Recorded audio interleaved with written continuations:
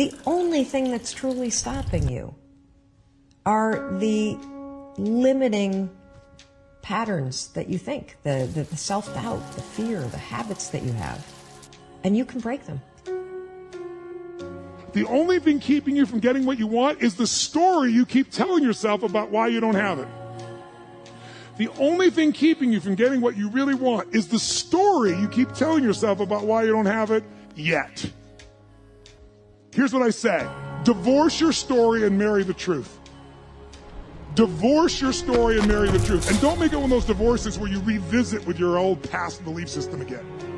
Your brain is like a supercomputer, and your self-talk is a program that will run. So if you tell yourself you're not good at remembering names, you will not remember the name of the next person you meet because you program your supercomputer not to. Your self-talk is important, and it is the program that will run.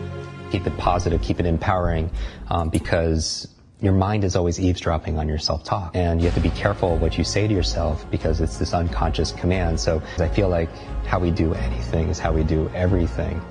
Where you really are in your life today. Where are you? And where do you really want to go?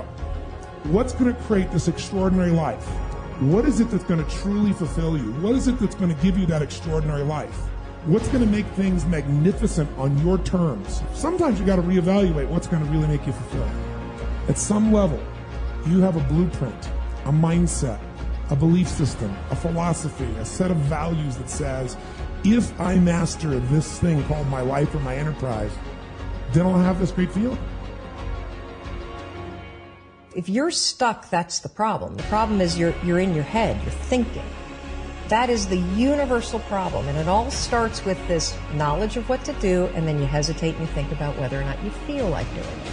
None of us wake up and say, today is the day I destroy my life. What we do is we kind of check out because it feels overwhelming, or we check out because we're afraid, or we check out because we start listening to self-doubt, and then we make these teeny tiny decisions all day long. We don't even realize it. Decision to not get up on time, a decision to not eat the right thing, a decision to snap at your kids, a decision to not speak in a meeting, a decision to not look for a job, a decision to not deal with your finances, a decision to not call your parents, like whatever it is. All day long, these tiny decisions that take you so far off track. And then you wake up like I did, and you look at your life and you think, how the hell did I get here? There is another level. The only reason you keep saying there isn't is you feel so exhausted about where you are.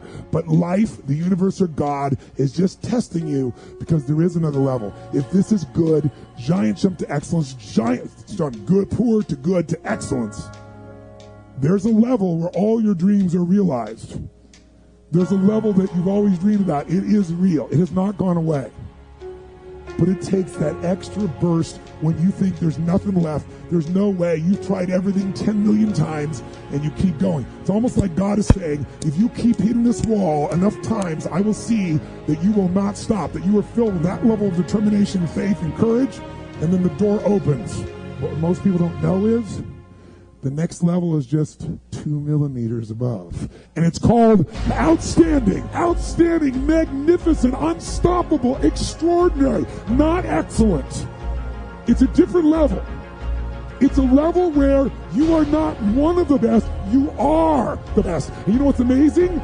You only have to be 2 millimeters more than everybody else and you get everything. You get the joy, the laughter, the fun, the family, the passion, the economics, the freedom, the spirit. It's all there. And it's just 2 millimeters above, and most excellent people give up because they're exhausted. And there's some people who go, the harder I hit it, the more I hit it, sooner or later it's going down. I'm not stopping. And when you do that enough, it pops open. We all bought into this lie that you got to feel ready in order to change. We bought into this complete falsehood that at some point you're going to have the courage, at some point you're going to have the confidence, and it's total bullshit. So there are so many people in the world, and you know, you may be watching this right now, and you have these incredible ideas, and what you think is missing is motivation. And that's not true.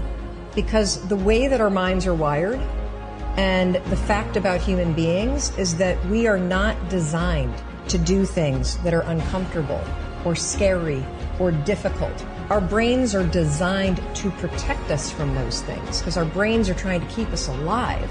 And in order to change, in order to build a business, in order to be the best parent, the best spouse, to do all those things that you know you want to do with your life, with your work, with your dreams, you're going to have to do things that are difficult, uncertain, or scary, which sets up this problem for all of us. You're never going to feel like it. You only feel motivated to do the things that are easy. There's so many people that are talking shit about how big of an entrepreneur they're going to be and how much they're going to achieve, and they don't work on weekends. You know, I worked every Saturday of my 20s. So like, before you tell me how you're going to be bigger than me, start thinking about what you're actually doing. All in. You have to be all in, and it's the hardest thing to do because if it fails, then you can feel like a failure.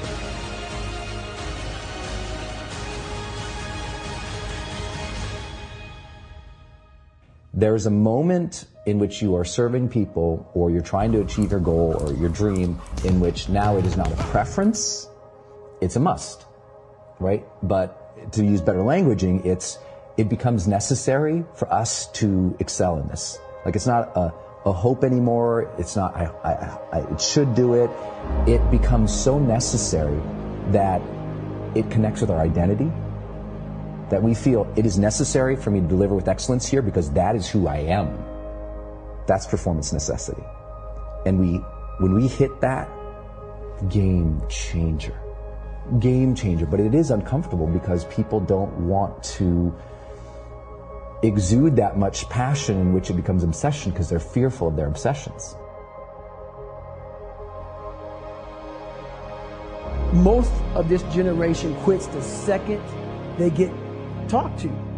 You did this wrong, or they get yelled at. It's so easy to be great nowadays because everybody else most people are weak. This is a softened generation. So if you have any mental toughness, any ability, if you have any fraction of self-discipline, the ability to not want to do it but still do it. People have a hard thing understand. I hate to run.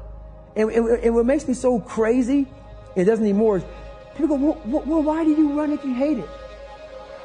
I don't want to take showers and eat either. I hate that too. That's life, man. It wasn't until I changed that mentality that I became somebody. But if you can get through to doing things that you hate to do, on the other side is greatness. That's what people understand. By me running, I am callous in my mind. I'm not training for a race. I'm training for life. There's always two pains in life.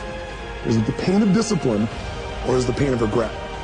And discipline weighs ounces, regret weighs tons. You don't have regret. You have to put in the work because, a lot of times people see on social media, they see all of the success, but what they don't see is the hustle. What you practice in private, they say you're rewarded for in public. Take full ownership for everything, and then everything gets easy. If you don't have what you want, stop telling yourself the story because you don't have the money, you don't have the time. That's bullshit. It's because you haven't committed yourself where you would burn your boats. If you want to take the fucking island, burn your fucking boats, and you will take the island because people, when they're going to either die or succeed, tend to succeed. But most of us give ourselves a way out, and that's why we don't have what we want.